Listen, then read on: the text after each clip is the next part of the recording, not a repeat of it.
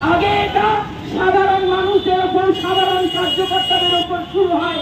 2001 সালের পর আমরা দেখেছি চতুর্দিকে আমাদের কার্যকর্তারা আক্রান্ত হয় এবং আজকে আমরা দেখতে পাই বিরোধী দলের কাছে শুরু করে বিধায়ক থেকে শুরু করে অন্তঃসত্ত্বা মায়েদের উপর ধর্ষণ এবং বিভিন্নভাবে অত্যাচারের শিকার। আমরা ভারতীয় জনতা পার্টি মালদা জেলার পক্ষ থেকে আমরা একত্রিত হয়েছি আজকের এই রথবাড়ি আমাদের ঐতিহাসিক জায়গা ইংরেজ বাজারে।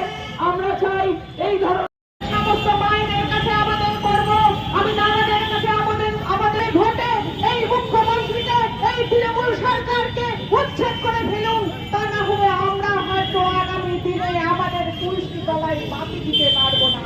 আমরা হয়তো দুর্গা পুজোর সময় পুজো করতে পারবো না। বাংলাদেশ আমরা দেখতে পাচ্ছি আর টিভির পর্দায় দেখছি প্রতিদিন যে পরিমাণে বাংলাদেশিদেরকে পাওয়া যাচ্ছে। আপনারা রঘুপতি জেলা কুচবিহারে দিনহাটা বিধানসভায় একজন গর্ভবতী মহিলাকে তৃণমূলের হারমাত বাহিনী এবং তার প্রাণ নাশের মতো অবস্থা হয়।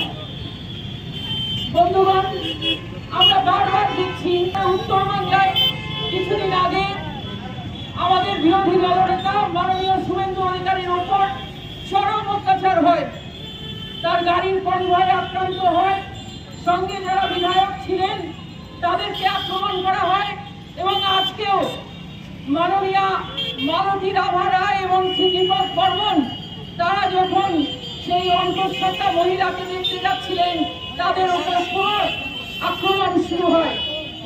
আজকে যে এই অত্যাচার অনাচার স্বৈরাচার চলছে, আজকে তৃণমূলের হারমাত বাহিনী আমাদের বিজেপি করার জন্য তার অন্তঃসত্ত্বা কন্যাকে, শ্রী জিতেন বর্মনের কন্যাকে যেভাবে পায়ে এবং তার পেটে লাথি মেরে তাকে অন্তঃসত্ত্বা অবস্থায় তাকে যেভাবে অত্যাচার করা হয়, সেই অত্যাচার আমরা সহ্য করতে পারছি না।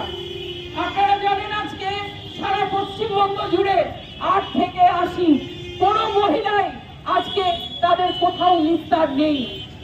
তৃণমূল উৎখাত, আমরা চাই এই হারমাত বাহিনীরা জেলে থাকুক, যেন মায়েরা এবং বোনেরা শান্তি পায়। আমরা চাই মা বোনেদের শান্তি হোক, মা বোনেদের সুরক্ষা হোক। মা বোনেদের ওপর এই অত্যাচার সাধারণ মানুষের ওপর, সাধারণ কার্যকর্তাদের ওপর শুরু হয়।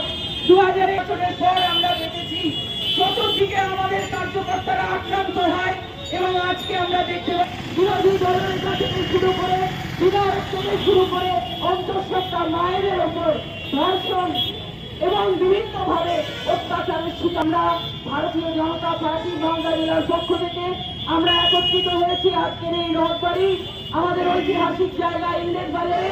আমরা চাই এই ধরনের তৃণমূলের অত্যাচার মানছি না, মানবো না।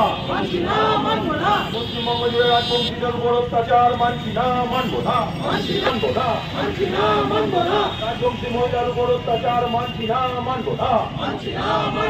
রাজবংশীদের উপর অত্যাচার হচ্ছে কেন মুখ্যমন্ত্রী জবাব দাও। রাজবংশীদের উপর অত্যাচার হচ্ছে কেন মুখ্যমন্ত্রী জবাব দাও। গতকাল আপনারা দেখেছেন যে কুচবিহার জেলার দিনহাটা বিধানসভায় সেখানে একজন অন্তঃসত্ত্বা মহিলা, তার বাবা বিজেপি করেন বলে তার উপর চরম অত্যাচার হয়। তার পেটের মধ্যে লাথি মারা, তাকে তার তৎক্ষণাৎ তার রক্তক্ষরণ শুরু হয়, তাকে শিলিগুড়িতে হসপিটালে আমাদের শিফট করতে হয়। বর্তমানে তারা মোটামুটি স্থিতিশীল আছেন, কিন্তু এই যে অত্যাচার হলো, তৃণমূলের হারমাত বাহিনীরা তার বাবার প্রতিশোধ নেওয়ার জন্য যেভাবে তারা অত্যাচার করেছে, তার প্রতিবাদে সারা রাজ্য জুড়ে 8 থেকে 80 বছরের মহিলা তাদের উপর যে অন্যায় অত্যাচার অনাচার চলছে তার প্রতিবাদে আজকে আমরা রথবাড়ির মোড়ে সম্মিলিত হয়েছি এবং এটা আমাদের